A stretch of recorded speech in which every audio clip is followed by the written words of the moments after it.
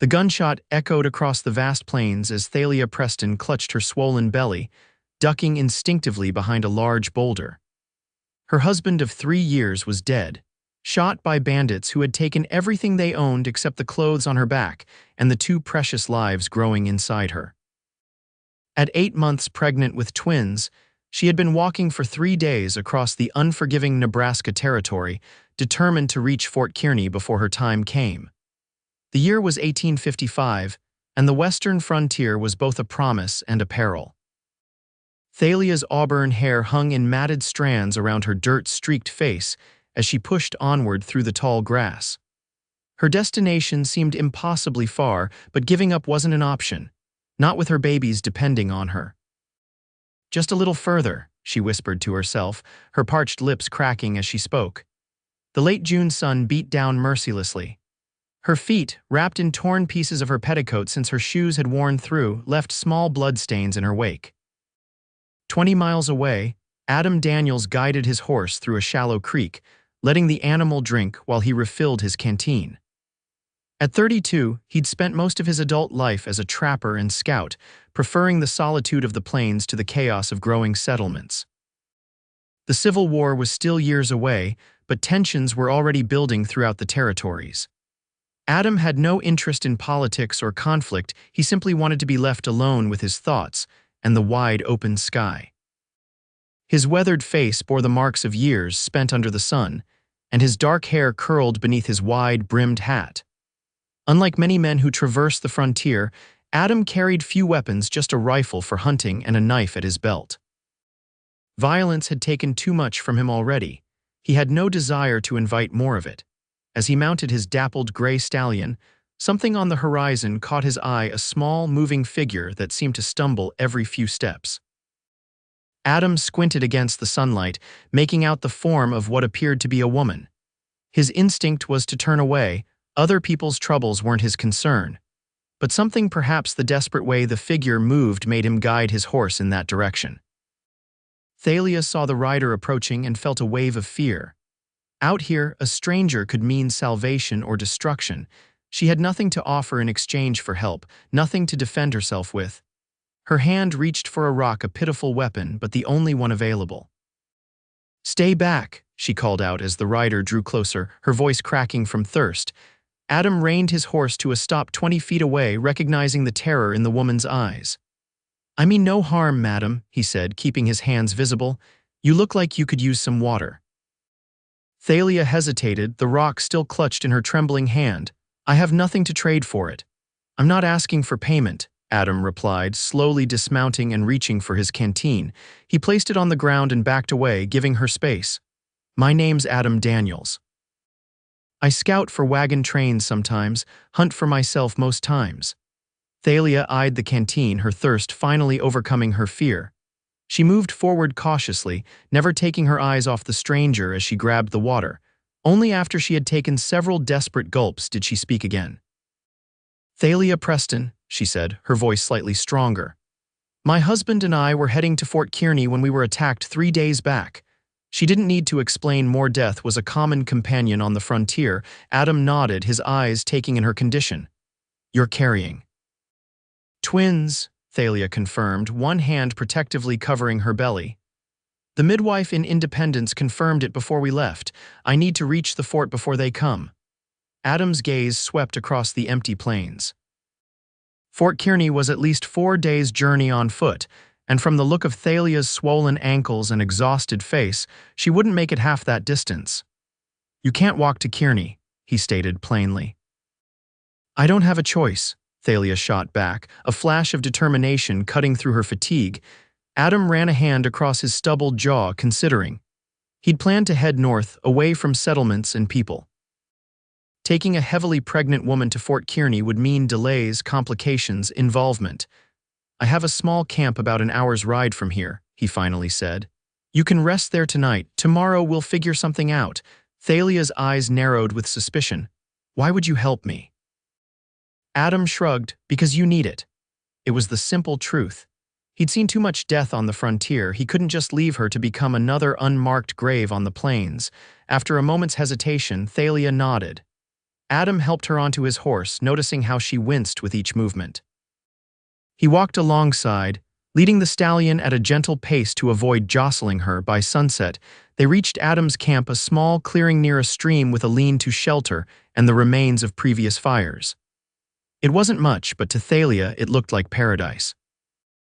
Adam helped her dismount and settle onto his bedroll, then busied himself preparing a simple meal of jerky softened in a pot of beans. "How far along are you?" he asked as he handed her a tin plate. 8 months, Thalia replied, eating slowly despite her hunger. "Maybe a little more." Adam frowned. "Twins often come early, I know," she said quietly. "That's why I've been walking day and night. I need to reach somewhere safe." As night fell, Adam added wood to the fire and considered their options. The horse couldn't carry both of them all the way to Fort Kearney, especially with Thalia's condition. Wagons occasionally passed through these parts, but waiting for one was a gamble he wasn't willing to take. "We need to build you something," he said finally, thinking out loud.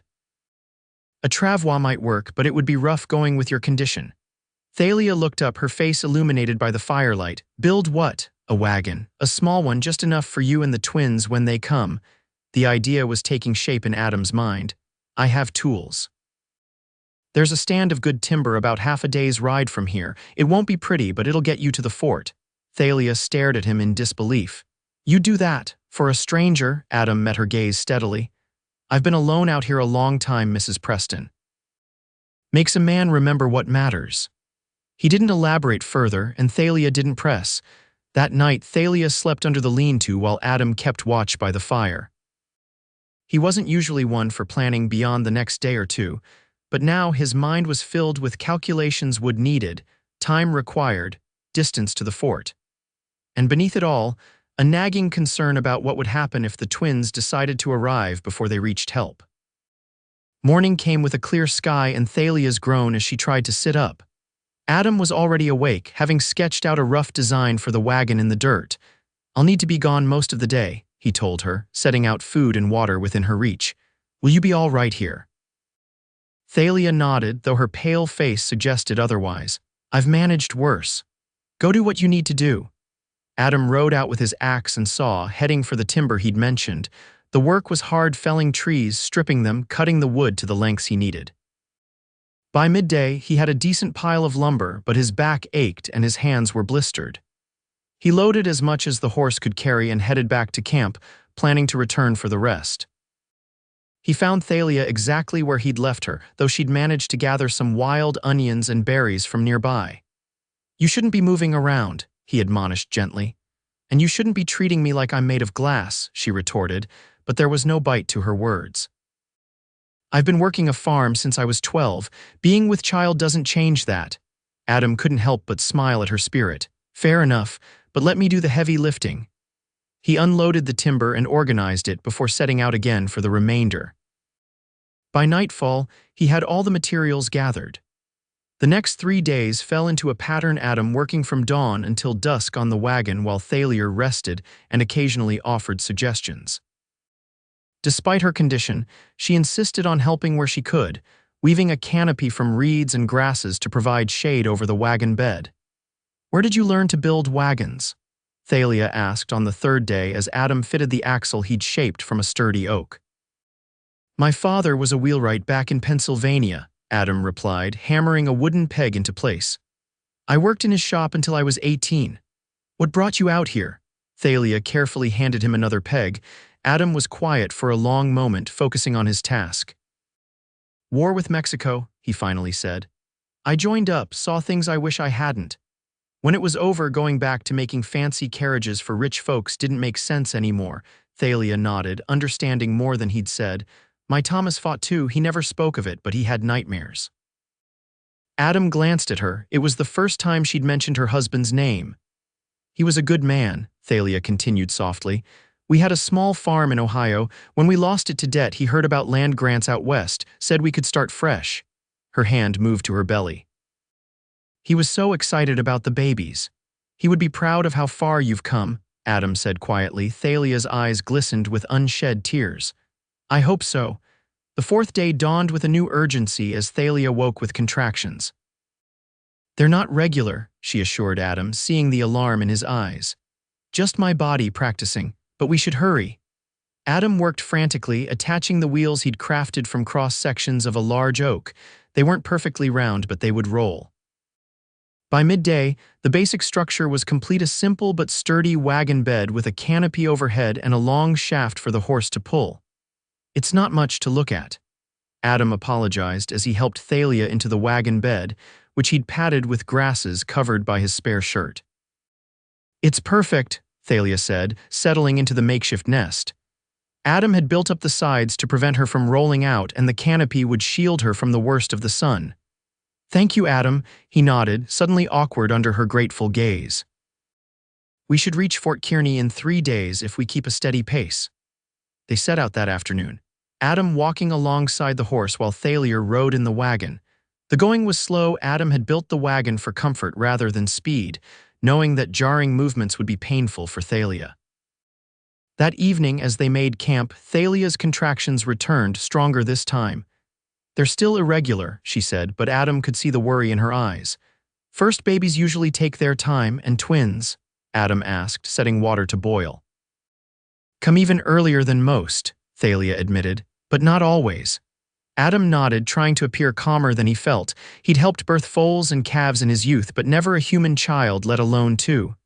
"We'll reach the fort," he promised.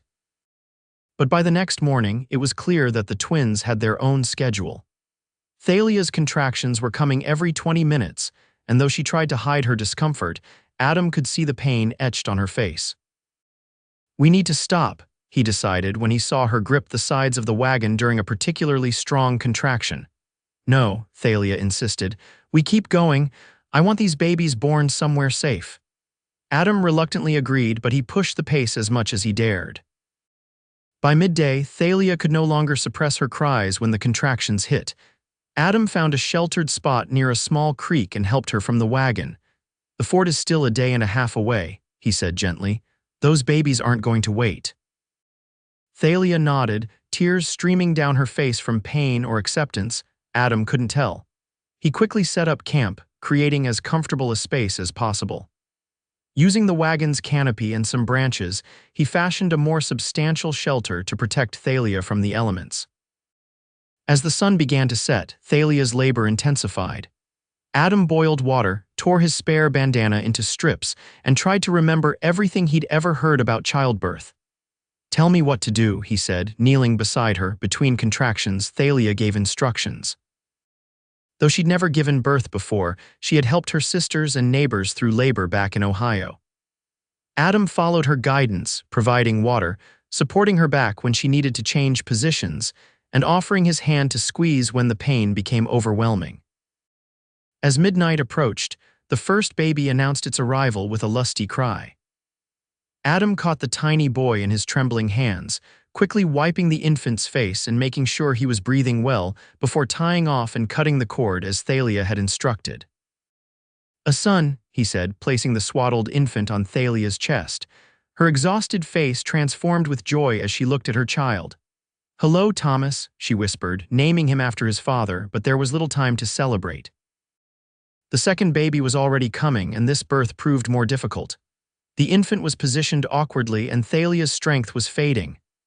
"Adam," she gasped, her face alarmingly pale, "if something happens to me, nothing's happening to you." Adam cut her off firmly. "You're the strongest person I've ever met, Thalia Preston. Now push when I tell you to."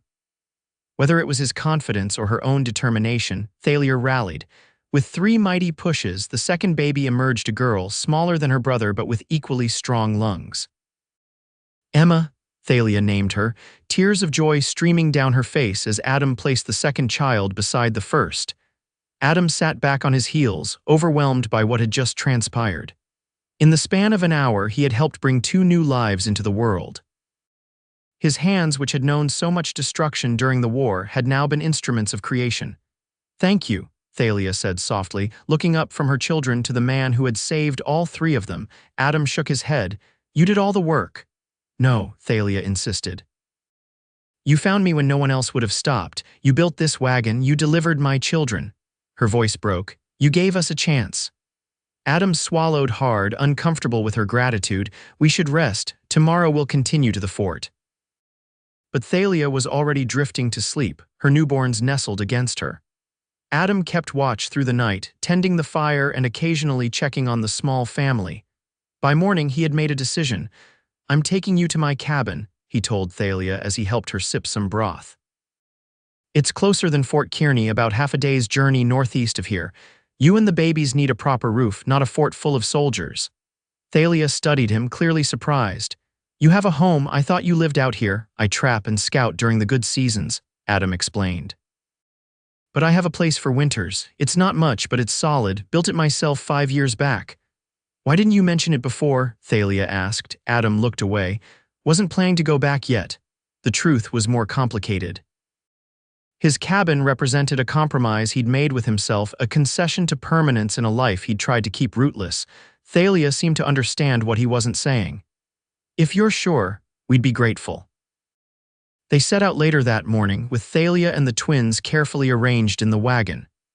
Adam had modified it overnight, adding more support and padding to accommodate the newborns. The twins, swaddled tightly, slept peacefully despite the movement.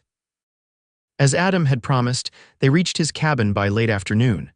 It sat in a small clearing surrounded by cottonwood trees, a sturdy one-room structure with a stone chimney. A small corral stood empty nearby. Adam had released his few animals before his latest journey. "It needs some work," he apologized as he helped Thalia from the wagon, one baby in her arms while he carried the other. Thalia took in the solid walls, the well-built roof, the cleared land around it. "It's wonderful," she said sincerely. Inside was simple but clean: a bed in one corner, a table with 2 chairs, shelves filled with supplies, and a fireplace with cooking implements. Adam quickly lit a fire and heated water while Thalia settled on the bed with the twins. "You'll take the bed," he said, leaving no room for argument. "I'll make a pallet by the fire." The next few days established a routine. Adam hunted and gathered food, repaired things around the cabin that had been neglected, and helped with the twins when Thalia allowed it. Though he'd never held an infant before Thomas and Emma, he found himself naturally careful with their tiny bodies. Thalia recovered quickly, her strength returning day by day. She took over cooking, mended Adam's clothes without being asked, and seemed determined to earn her keep despite his assurances that it wasn't necessary. "I need to contribute," she explained one evening as she stirred a pot of stew. "I won't be a burden." "You're not," Adam said simply. "Besides, this place hasn't felt like much of a home. It's good to have it used properly." 2 weeks passed this way, with neither of them discussing what would happen next. Adam found himself watching Thalia as she moved around the cabin, singing softly to the twins or laughing at some small discovery. She had a way of making the sparse cabin feel lived in, of turning his mere shelter into something more. For her part, Thalia observed Adam when he wasn't looking, the gentleness in his rough hands as he cradled Emma, the patience with which he explained animal tracks to her, as if storing knowledge for Thomas's future education. He spoke little of his past, but his actions revealed a man of deep feeling beneath the reserved exterior. One evening, as a summer storm rolled across the plains, they sat before the fire while the twins slept. The comfortable silence between them had become familiar, but tonight Thalia broke it. "When my milk is fully established and the twins are stronger, we should continue to Fort Kearney," she said quietly. "You've been more than generous, but we've imposed long enough." Adam stared into the fire. The thought of the cabin returning to its previous silence made his chest tighten uncomfortably. "There's no rush," he said. "Winter will be here before you know it. Traveling with 2 infants wouldn't be wise." "So we stay until spring?" Thalia asked, studying his face. "If you want," Adam replied, trying to sound casual. "Or longer." Thalia's hand stilled in her lap. "What are you suggesting, Adam?" He took a deep breath. "This place has good soil. I've never bothered much with planting, but it could support a garden, maybe even a small field. There's game in the woods, fish in the creek. It's a good place to raise children." "Adam," Thalia said gently, "are you asking me to stay? As what?" "As whatever you want," he answered honestly. "A friend, a partner, maybe someday." He trailed off, suddenly afraid he'd misread everything. Thalia was quiet for so long that Adam began to regret speaking, but when he finally looked at her, he saw tears in her eyes. "I loved Thomas," she said softly. He was a good man with big dreams. I know, Adam said, his heart sinking, but he's gone, Thalia continued. And my children need a father, not a replacement they'll know about Thomas, but someone to guide them, to love them. She reached across the space between them and took his hand. Someone like you. Adam stared at their joined hands. I'm not a farmer, I'm not even much of a homesteader. I've lived alone a long time. And yet you built a wagon for a woman and her unborn children, Thalia pointed out. You delivered those children, you opened your home to us. That was different, Adam protested weakly. Was it? Thalia's gaze was steady. Or was it the first time in years you let yourself care about someone else? Adam couldn't deny it. Since finding Thalia on the plains, something had shifted inside him. The solitude he'd once cherished now seemed empty compared to the fullness of sharing his days with her and the twins. I'm not asking for promises, Thalia said. Just time to see if what I'm feeling, what I think you're feeling too, is real. Adam squeezed her hand. Time I can give. Summer gave way to autumn, and with the changing season came changes to the cabin. Adam built a cradle large enough for both babies, then added a lean-to kitchen so Thalia would have more space to cook. He planted winter wheat in a small, cleared field, following Thalia's instructions from her farming days. Thalia transformed the interior, hanging curtains made from old flour sacks, arranging wildflowers in tin cans, creating order from Adam's bachelor chaos. The twins grew rapidly, their personalities emerging, Thomas watchful and thoughtful like his namesake, Emma curious and determined like her mother. They fell into an easy partnership, dividing tasks according to skill rather than tradition. Adam taught Thalia to hunt with his spare rifle, and she showed him how to preserve vegetables for the winter. In the evenings, they would sit by the fire, sometimes talking late into the night about their pasts, their hopes, their fears. Adam spoke of his time in the Mexican-American War, the friends he'd lost, the disillusionment that had driven him to the frontier. Thalia shared stories of her childhood in Pennsylvania, her marriage to Thomas, their struggles and joys. Each revelation drew them closer, building a foundation of trust and understanding. The first snow fell in early November, blanketing the plains in white silence. That evening, as the twins slept soundly in their cradle, Adam and Thalia stood in the doorway watching the transformation of their world. It's beautiful, Thalia whispered, leaning against Adam's side. Without thinking, he put his arm around her shoulders. Yes, he agreed, but he was looking at her, not the snow. Thalia turned, meeting his gaze. The months of shared work, meals, conversations, and care for the twins had created something neither had expected, a love built on respect and choice rather than desperation or convenience. Adam brushed a strand of hair from her face, his touch gentle. I never thought I'd find someone out here. I never thought I'd survive out here, Thalia replied with a small smile. Seems we were both wrong. When their lips met, it felt like the most natural thing in the world, not a betrayal of the past, but an affirmation of the future. Adam's arms encircled Thalia, and for a moment, all the hardships of the frontier faded away. They were simply a man and a woman who had found each other against impossible odds. That winter was harsh but beautiful. Snowbound for weeks at a time, they turned the isolation into intimacy, learning each other's rhythms and preferences. Adam formally asked Thalia to marry him on Christmas Day, presenting her with a simple ring he'd carved from antler bone. She accepted through happy tears, and they planned to make it official when the circuit preacher made his rounds in the spring. By the time the snow melted, the twins were crawling and babbling, the small field was ready for spring planting, and Adam had built in addition to the cabin a proper bedroom for himself and Thalia, with the main room converted to a family space and nursery. April brought the preacher, who performed a simple ceremony with only the twins and a neighboring trapper as witnesses. Thalia wore her best dress, freshly washed and mended, with wildflowers in her hair. Adam had traded furs for a new shirt and had actually cut his hair for the occasion. As they spoke their vows, Thomas gurgled happily and Emma tried to eat a flower petal, making everyone laugh. I never thought I'd marry again, Thalia confessed that night as they lay together in their new bedroom. I thought that part of my life was over. Adam pulled her closer. I never thought I'd marry at all, didn't think I had much to offer a woman. You offered everything when you found me on those plains, Thalia said, resting her head on his chest. You offered hope. Spring turned to summer, and the small homestead flourished under their combined efforts. Adam built pens for the goats and chickens they acquired through trade, while Thalia's garden produced enough vegetables to see them through the coming winter with extras to preserve. The twins' first birthday was celebrated with a special meal and small gifts. Adam had carved a horse for Thomas and a bird for Emma. As the children fell asleep that night, exhausted from the excitement, Adam and Thalia sat on the bench he'd built outside the cabin door. I've been thinking, Adam said, his arm around Thalia's shoulders. The wagon I built you is still in the shed. What about it? Thalia asked, curious. I could fix it up proper, make it larger, more comfortable. When the twins are older, we could take trips, see more of the territory. He paused. Or if you ever wanted to go back east to see your family.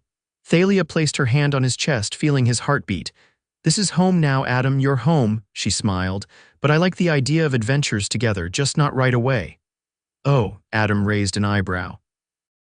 Got something else in mind? Thalia took his hand and placed it on her stomach.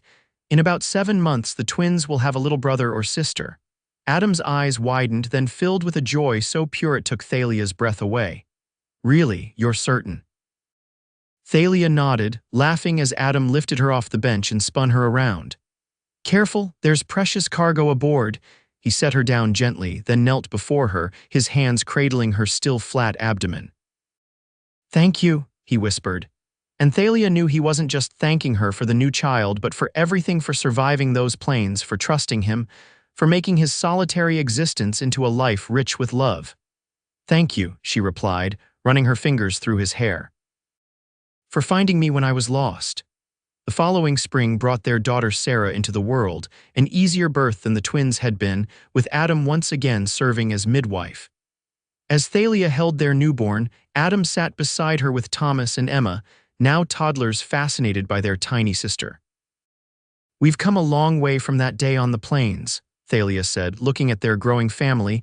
Adam nodded, watching as Emma gently patted her new sister's head. Who would have thought that finding you would lead to all this? I think perhaps we found each other, Thalia suggested. Two people who needed exactly what the other could give. As if to confirm her words, Thomas climbed into Adam's lap, declaring Papa before settling against his chest. The simple words still had the power to humble Adam. He wasn't the children's father by blood, but in all the ways that mattered, they were his and he was theirs. That summer, Adam completed the improvements to the wagon, making it larger and more comfortable, with better suspension for smoother travel.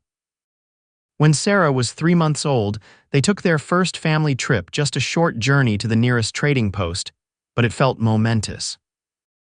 As they traveled across the same plains where Adam had found Thalia 3 years earlier, the wagon that had once been built for survival now carried a family on an adventure.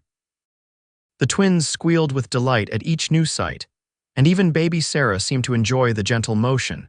Sleeping peacefully under the canopy, Adam had designed to protect them all from sun and rain. By the time Thomas and Emma were 5 and Sarah was 2, the Daniels homestead had grown into a proper farm. Adam had built a larger house with 3 bedrooms, a dedicated kitchen, and even glass windows traded for with furs from his winter trapping. They had livestock, fields of wheat and corn, and a reputation among travelers as a place of hospitality. Thalia, now expecting their 4th child, often marveled at how completely her life had transformed. From the desperate widow stumbling across the plains to the confident woman managing a thriving homestead, her journey had been remarkable. And always beside her was Adam, the quiet man whose compassion had saved her and whose love had helped her build a new life. On summer evenings, they would often sit on their porch watching their children play in the yard, the legacy of that fateful meeting on the Nebraska plains running and laughing before them. The wagon that Adam had built, now expanded and improved over the years, sat ready for their next adventure, a tangible reminder of how their story began. Do you ever wonder what would have happened if you hadn't spotted me that day? Thalia asked one such evening, her head resting on Adam's shoulder. Adam considered the question, watching Thomas help Sarah up after a tumble while Emma directed their play with the authority of an eldest sister. I try not to think about it, he admitted. The idea of never knowing you, never knowing them, he nodded toward the children, it's too painful to consider. Then let's be grateful instead, Thalia suggested, taking his hand. Every day, Adam agreed, squeezing her fingers gently. For the woman I found carrying twins across the plains, and for every day since. As the sun set over the western horizon, painting the sky in gold and crimson, the Daniels family gathered on their porch, living proof that even in the harsh wilderness of the frontier, love could not only survive but flourish. From a desperate encounter on the plains to a life rich with purpose and connection, Adam and Thalia had built something far more important than a wagon. They had built a home, a family, and a love story that would be told for generations to come.